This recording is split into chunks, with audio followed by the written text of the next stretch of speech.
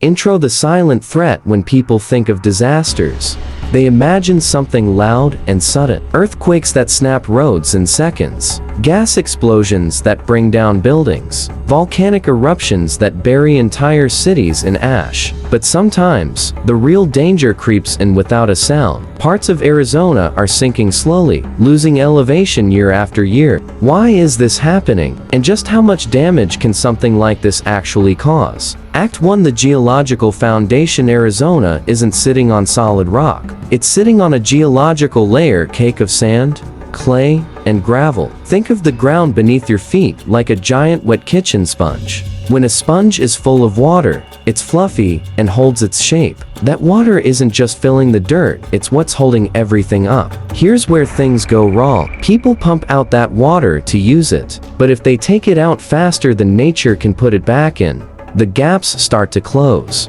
The grains get squished together by the weight of everything above them, and when that happens, the ground starts losing the fight. Without water to hold them apart, the dirt layers collapse under the weight of the world, almost literally. But once that happens, it's not like a sponge anymore. It's like a crushed soda can. You can't just blow air into a flattened soda can and fix it. The structure is ruined. Once those underground layers are crushed, they stay crushed forever. Even if it rains for 40 days and 40 nights, the ground can't hold the water anymore. This is called land subsidence. It doesn't matter if water is pumped out, or if rainwater rushes away too fast. If underground pressure drops for long enough, the land starts to sink. And it's not just a one-time thing. Every year that more water is pumped out, the land sinks a little more. Act 2: detecting the invisible. So how do scientists notice something this subtle? From the ground, subsidence is hard to spot. The surface doesn't suddenly drop in one obvious place.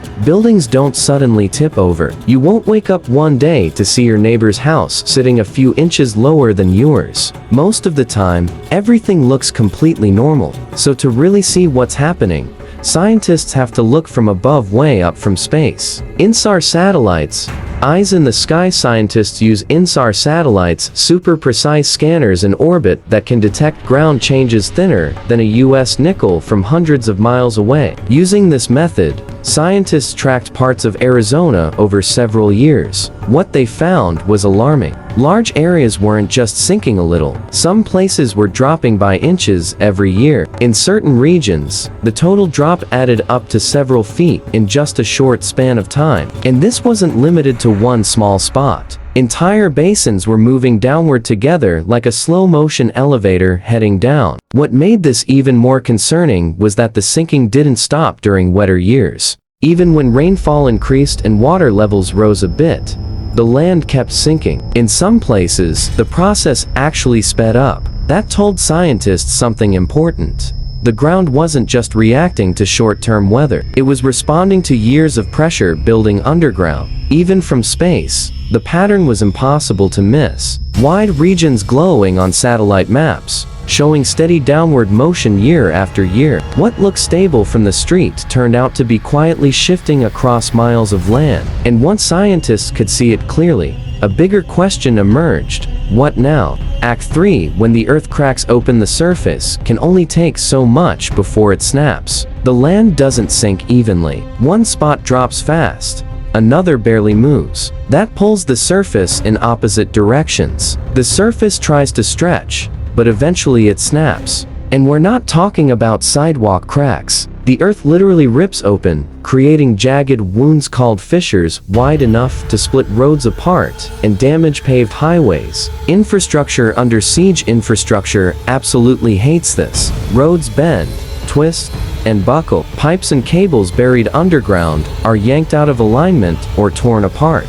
Canals that depend on a gentle, steady slope suddenly stop flowing the way they're supposed to. Even buildings that look fine at first start to give themselves away. Floors tilt. Doors refuse to close. Long fractures appear across walls. Wells are affected too. As the ground compacts, it crushes the underground rock layers like a vise. This closes off the water flow, turning a working well into a dry hole. Basically, by pumping too much water, We're breaking the very system that supplies it. But it gets worse. These problems spread across entire basins, meaning damage can show up far from where the sinking first began. By the time surface damage becomes obvious, the underground changes that caused it may already be locked in, which means the real challenge isn't fixing the cracks you can see, it's dealing with the ground that's still slowly changing beneath them. Act 4, can we stop it? So, can this be stopped? Or maybe even reversed? Here's the harsh reality.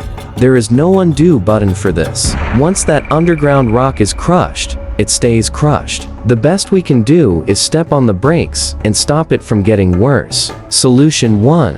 Official Recharge 1 approach is artificial recharge. Arizona has built massive systems to move water across the state. One of the biggest is the Central Arizona Project, a canal that stretches more than 330 miles, carrying water from the Colorado River deep into the desert. They dump massive amounts of water into giant empty fields called recharge basins, letting it seep back underground to repressurize the earth. It's not fixing the crushed sponge that damage is done. It's more like loosening your grip, so you don't crush it even more. You don't get the space back, but you can keep things from getting worse. Solution 2. Active management areas. The other approach is tougher. Arizona drew some hard lines on the map. They're called active management areas, and inside them, groundwater use is tightly limited. You can't just drill a well anywhere and pump non-stop anymore. The goal is to stop one area from sinking so fast that it pulls everything around it down too. In places like Phoenix and Tucson,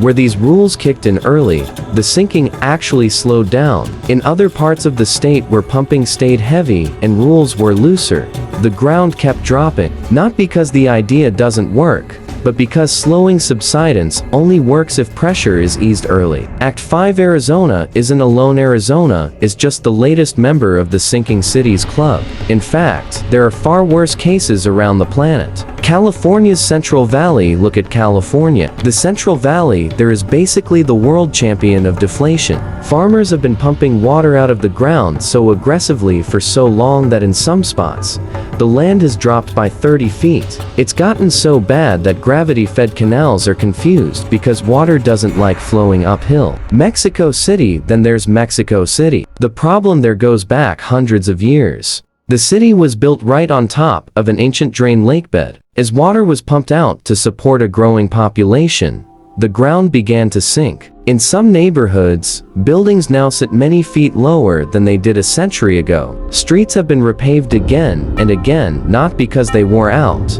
but because the city itself kept dropping. A global problem. It's happening all over the map, from coastal towns to big farming hubs. The ground is getting tired of holding us up. Arizona is just proving how sneaky this can be. It quietly reshapes the world while we're busy looking at our phones, which makes you wonder, if huge chunks of the planet can sink this quietly, how many places are changing right now without anyone noticing? Conclusion. Rethinking solid ground.